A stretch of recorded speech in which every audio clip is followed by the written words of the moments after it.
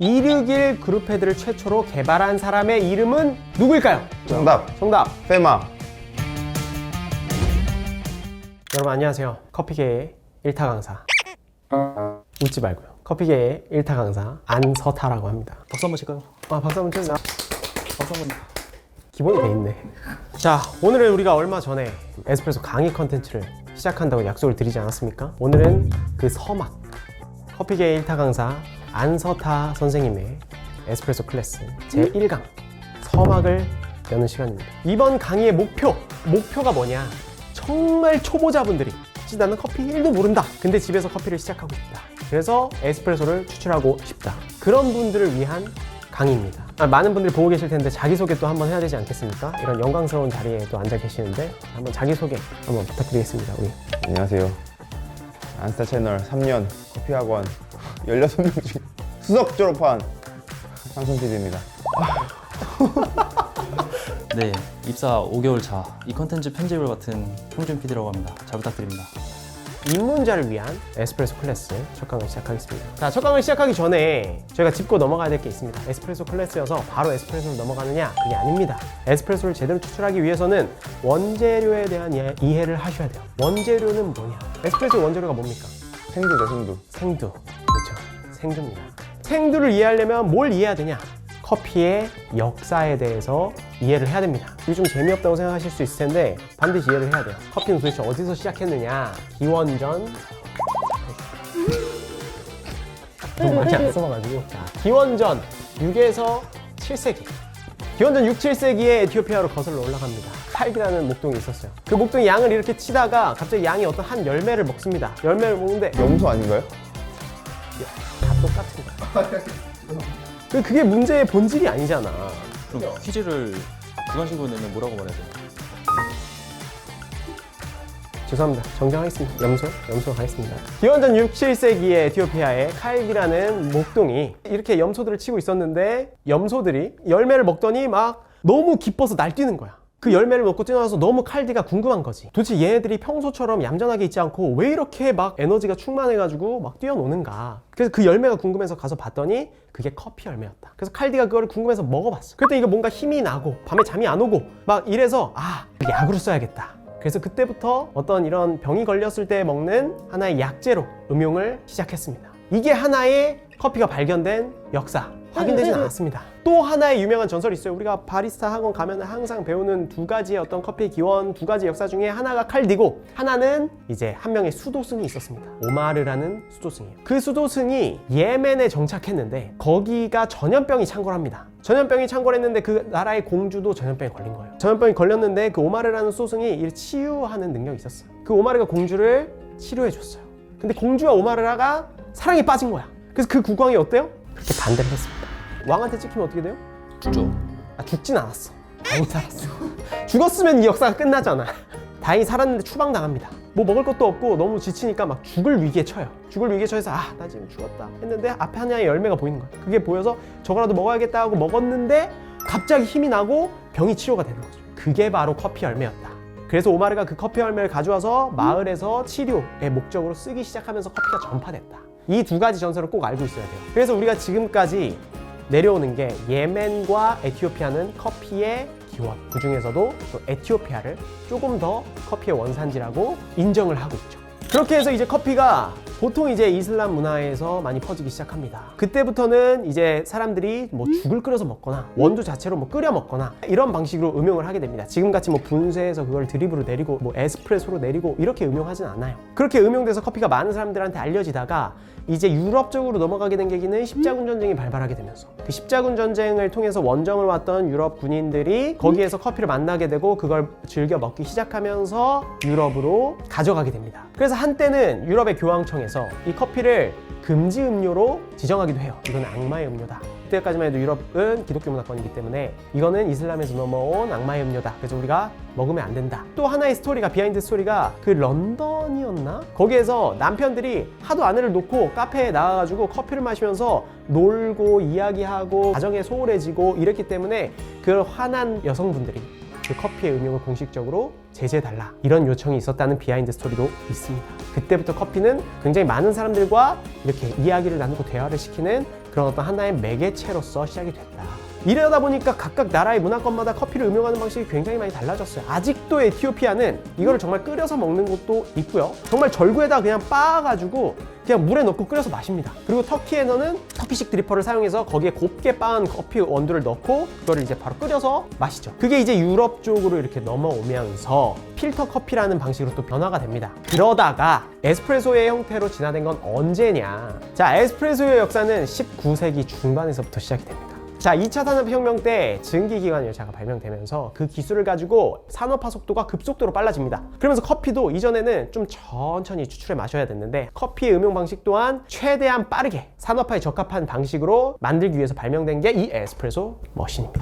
에스프레소 머신은 1901년 루이지 베제라라는 사람이 에스프레소 머신을 개발을 하게 됩니다. 사진으로 이렇게 세로로 이렇게 긴 에스프레소 머신이 있거든요. 굉장히 독특했던 여기 이렇게 그룹헤드가 달려있는 이런 방식의 에스프레소 머신이고, 근데 이게 압력이 제대로 걸리지 않아요. 지금의 형태의 어떤 구바의 형태가 아니에요. 그렇게 되다가 1903년 데지파리오 파본이라는 사람이 베젤의 특허를 사서 출시를 했고요. 1947년 여러분들이 보신 적 있으실 거예요. 그런 레버형 머신 있죠. 스프링 장력을 이용해서 추출을 하는 거. 그리고 시간이 지나서 1961년 뭐야? 바로 우리 261 그룹 헤드. 레버 내리는 게 진짜 여간 힘든 게 아니거든. 그걸 전자식으로 개발을 합니다. 지금까지도 사용해보고 있는 그런 그룹 헤드의 머신 형태입니다. 이 레버를 조금 더 작게 해가지고 그걸 딸깍 내리면 아날로그식이 아니라 전자식으로 추출할 수 있도록 하는 게 지금의 에스프레소 머신이다. 자, 여기까지 이야기하고 싶은 게 뭐냐. 에스프레소 머신은 지금 100년 남짓한 역사가 됐다. 우리가 맨 처음 커피가 났을 때부터 있었던 방식이 아니다. 이태리에서 발전이 돼서 우리가 지금 현재까지도 사용하고 있는 커피 추출의 굉장히 유명한 방식 중 하나가 이 에스프레소 머신을 활용한 커피 추출이다. 그리고 이 에스프레소는 높은 압력으로 높은 온도로 제조 시간이 1분 이내에 빠르게 커피 한 잔을 추출해내는 방식으로 진화가 됐다. 그렇기 때문에 에스프레소는 지금도 고온 분쇄도를 써서 아주 빠르게 내리는 음료입니다. 그래서 현대인들이 바쁜 사회에 이렇게 사랑하고 애호하는 커피 추출의 한 가지 방식이 되지 않았나. 왜냐면 장사하기도 좋잖아요. 팔기도 좋고. 안 그래도 막 산업화를 겪으면서 더 바빠지는 시대에서 커피를 기다릴 시간이 어디 있어. 빠르게 한 잔 먹고 나가는 거예요. 그래서 이태리에서는 그 커피 문화가 그냥 들어가면 커피 한 잔을 에스프레소 한 잔을 빠르게 먹고 나가는 문화를 우리가 흔히 볼 수 있어요. 그럼 이 에스프레소 문화를 더욱더 글로벌하게 확장시킨 건 뭐냐? 어디입니까? 미국. 미국입니까? 네. 진짜 스타벅스. 우리나라에 이 에스프레소 음료를 이야기할 때 스타벅스를 빼놓을 수가 없어요. 왜냐면 굉장히 우리나라 많은 국민들이 이 스타벅스로 에스프레소라는 음료를 처음 접했기 때문에 이 스타벅스가 글로벌하게 에스프레소라는 음료를 전파하고 전환되는 1등 공신이다. 한국에서는 1999년 이화여대 앞에서 첫 매장이 생겼죠. 여기까지 에스프레소 역사에 대해서 짧게 말씀드렸는데 어떻게 이해돼요? 여기까지? 너무 좋습니다. 자는 것 같은데 근데? 좀 졸리긴 한데 괜찮아요. 자, 그렇다면 이렇게 역사에 대해서 이해를 했다면 생두에 대해서 이해를 해야 됩니다. 생두는 열매에서 나오는 씨앗이다. 앵두같이 생겼어요, 우리. 그걸 커피 체리라고 합니다. 그걸 실제로 농장에 가서 따서 먹어보면은 달아. 그 커피나무는 재배하고 나서부터 커피 꽃이 나고요. 그리고 커피 열매가 맺히기 시작하는데 처음부터는 초록색으로 시작돼서 빨간색으로 물을 익어갑니다. 이게 품종에 따라서 노란색이 될 수도 있고요. 이렇게 적당히 익은 체리 안에 두 가지 생두가 마주보고 있습니다. 커피 생두는 한쪽 면이 단면이고 한쪽 면이 타원형을 그리고 있는 형태를 띠고 있죠. 그게 왜 그러냐? 하나의 열매 안에, 커피 체리 안에 두 개의 생두가 마주보고 있기 때문이다. 그리고 이 껍질을 외피라고 합니다. 그 다음에 안에는 과육이 있어요. 이게 달달해요. 우리 복숭아 먹으면 안에 씨앗 있죠? 그게 생두라고 가정하면은 그 바깥에 우리가 먹는 과육이 있잖아요? 이게 복숭아 과육처럼 달달한 과육이 있습니다. 이게 매끈매끈해요. 그 다음에 안에 이제 파치먼트라고 생두를 보호하는 단단한 껍질이 하나가 있습니다. 그리고 안에 내피가 있고요. 그 다음에 이제 생두가 있다. 그래서 농장에서는 어때요? 잘 익은 생두를 따서 그 껍질을 벗기고 과육을 씻어요. 그 다음에 파치먼트 상태로 발효를 물에 씻어서 하느냐, 그걸 말려서 하느냐에 따라서 맛이 또 달라집니다. 그래서 최종적으로 그렇게 건조가 된 생두를 수출 계약이 되면은 다른 국가로 보내기 전에 파치먼트를 탈곡을 하고 수출을 하게 됩니다. 그리고 아까 말씀드렸듯이 그 체리 상태에서 외피 상태에서 그대로 그냥 햇볕에 말려서 발효를 시키는 게 이제 우리가 내추럴 가공 방식이라고 하고요. 그리고 외피를 까고 안에 있는 과육을 물로 씻어내서 그 다음에 말리는 게 워시드 가공 방식이라고 합니다. 그 다음에 외피를 벗겨내고 과육을 어느 정도 좀 남긴 채로 햇볕에 말리는 거를 이제 허니 프로세스라고 해요. 이 허니도 과육을 얼마나 남기느냐에 따라서 뭐 블랙 허니부터 화이트 허니까지 이렇게 달라집니다. 지금은 수많은 가공 방식이 생겨서 지금 더 복잡해졌어요. 이 커피도 뭐겠어요? 얘 또한 농작물이에요. 그래서 매년 내가 똑같은 농장에서 재배하더라도 기후가 어땠느냐, 거기 강수량이 어땠느냐, 일조량이 어땠느냐에 따라서 맛이 바뀌어요.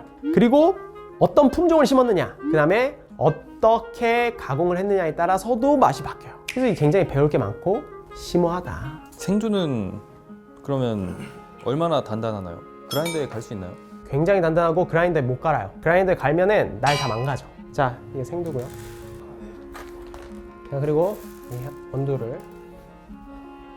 그리고 생두는 말씀드렸다시피 품종이 있습니다. 크게는 아라비카, 로부스타, 리베리카 이렇게 세 가지로 나눌 수 있는데, 리베리카는 전 세계적으로 굉장히 재배량이 적기 때문에 이건 제외를 하고요. 대표적으로 아라비카와 로부스타로 나눌 수 있어요. 로부스타는 보통 향미가 굉장히 구수하고 그런 과일이나 꽃향기들은 많지 않기 때문에 요거는 이제 믹스 커피, 제조에 많이 쓰이고 좀 더 비교적 가격이 저렴하다. 아라비카는 품질이 좋은 커피, 비교적 꽃향기나 과일 향미도 뛰어나고 이런 견과류 톤의 향미들이 좋기 때문에 이런 커피는 가격도 비싸고요. 원두 커피로 많이 만들어진다.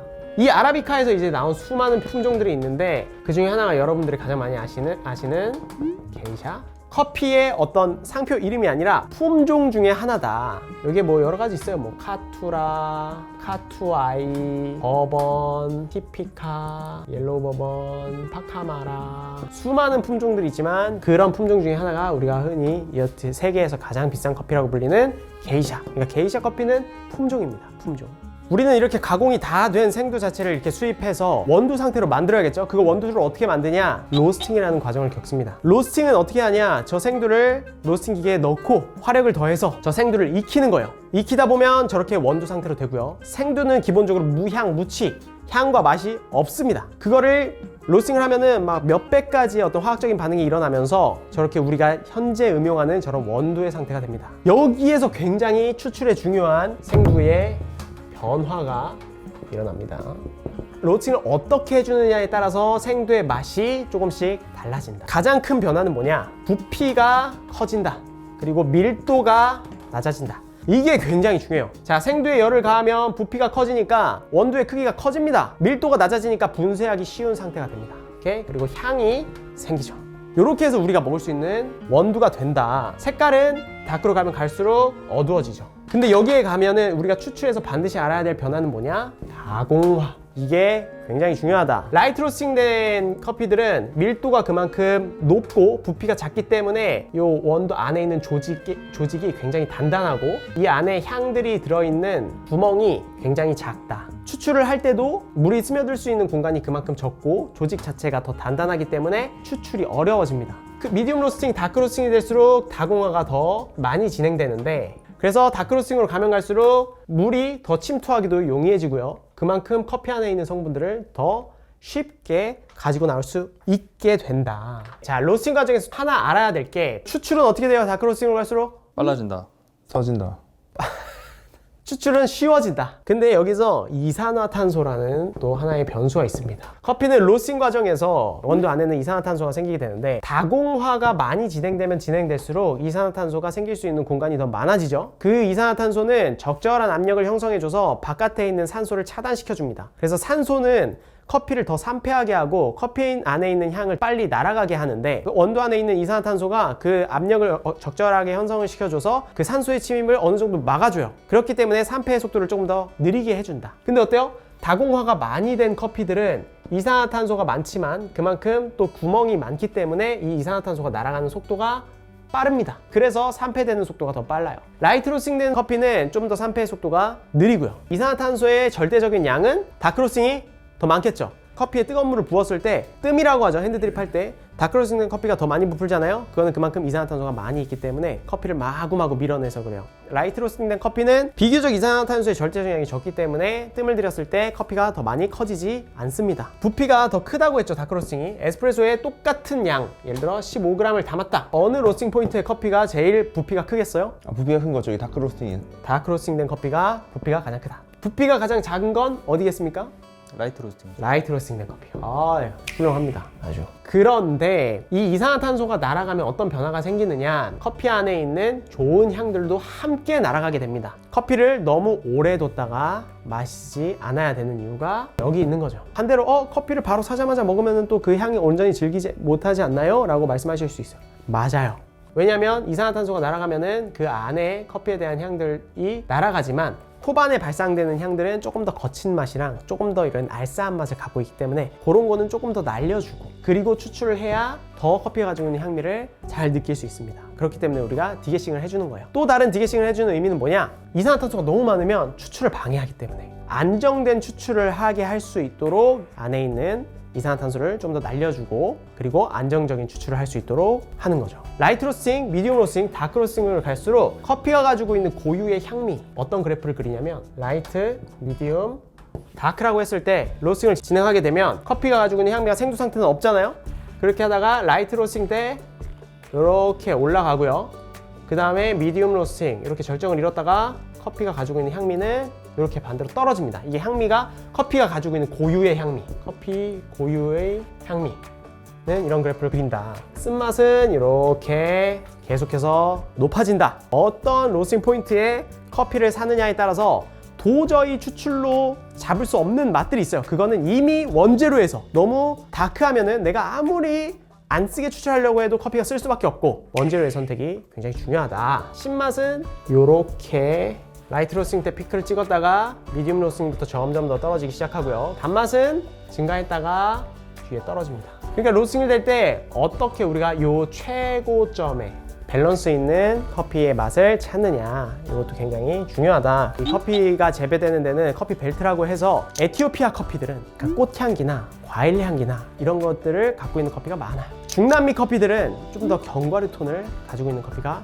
많습니다. 아시아 커피들은 흑향이나 좀 더 초콜릿티함이나 이런 맛들이 나는 커피들이 많이 나요. 이렇게 해서 바뀔 수 없는 때로와별로 나는 고유의 맛이 있다. 하지만 요즘에는 이런 게 프로세싱이 너무 다양화돼서 이런 맛들도 사실상 이 산지의 특정한 맛의 어떤 기준이 무의미해지고 있다. 자, 그 다음 에스프레소 이론입니다. 자, 에스프레소는 0초부터 50초까지로 봤을 때 처음에는 신맛, 단맛, 쓴맛, 떫은 맛 이런 과정을 통해서 에스프레소를 느낄 수가 있습니다. 요 구간에서만 신맛이 추출되고 요 구간에서만 단맛이 추출되고 요 구간에서만 쓴맛이 추출되는 건 아니에요. 이게 복합적으로 좀 추출되는 과정이 있지만 유난히 전반부에는 신맛의 성분들이 더 많이 추출이 된다. 초반에는 커피가 가지고 있는 가벼운 분자들을 통한 아로마들이 많이 나옵니다. 그렇기 때문에 좀 더 신맛을 많이 느끼게 되고요. 그 다음에 단맛은 평균적으로 전체적인 과정에서 나오긴 하는데 신맛의 뉘앙스가 더 강하느냐 쓴맛의 뉘앙스가 더 강하냐에 따라서 단맛을 잘 느낄 수 있느냐 덜 느낄 수 있느냐의 어떤 포인트가 있습니다. 그 다음에 쓴맛은 비교적 커피를 추출할 때 무거운 분자들 뒤늦게 추출되는 분자들에서 쓴맛이 많이 나오는데 그거는 추출 후반부에 많이 나온다. 가장 무거운 분자들 가장 입안에 많이 남고 입안에 굉장히 그 불쾌한 여운을 주는 그런 떫은 맛은 가장 후반에 나온다. 이게 물론 1차원적으로 이야기를 하고 있지만 이 기준을 초보자일 때 알아두면은 에스프레소 추출에 굉장히 많은 도움이 된다. 첫 번째 문제. 261 그룹헤드를 최초로 개발한 사람의 이름은 누구일까요? 이 얘기 안 해주셨는데. 이게 안 했어요. 첫 번째 문제 틀렸고요. 정답. 페마. 땡. 달라포르테. 달라코르테 땡. 자, 한 문제 틀렸고요. 자, 두 번째 문제. 한국에서 스타벅스가 에스프레소를 널리 알렸어요. 스타벅스를 공동 창업한 창업자의 이름은 누구일까요? 정용진. 이건희. 스티븐 시걸. 제임스 호프만. 저희 오늘 수강생분들 수강 후기 한마디씩 좀 부탁드리겠습니다. 우리 형준님부터. 커피에 이런 역사가 있을 줄 몰랐고 사실 그냥 저는 쓴물인 줄 알았거든요 처음에. 앞으로 뭔가 좀 더 생각을 하면서 먹을 것 같습니다. 오, 아, 커피를 마실 때 디게싱을 잘해야겠다. 그래야지 시작해주는 곳 한 커피 맛있게 먹을 수 있지 않을까. 다음 주는 에스프레소 머신과 그라인더에 대한 이해로 찾아뵙도록 하겠습니다. 커피계 1타 강사 안서타 오늘 강의를 여기서 마무리하도록 하겠습니다. 세계 3대 커피 들어보셨습니까? 하와이안 코나, 하와이안 코나, 자메이카 블루 마운틴, 자메이카 블루 마운틴, 언스페셜티. 언스페셜티. 정답. 예멘 모카. 자, 이게 세계 3대 커피죠. 근데 이건 이제 옛말이다.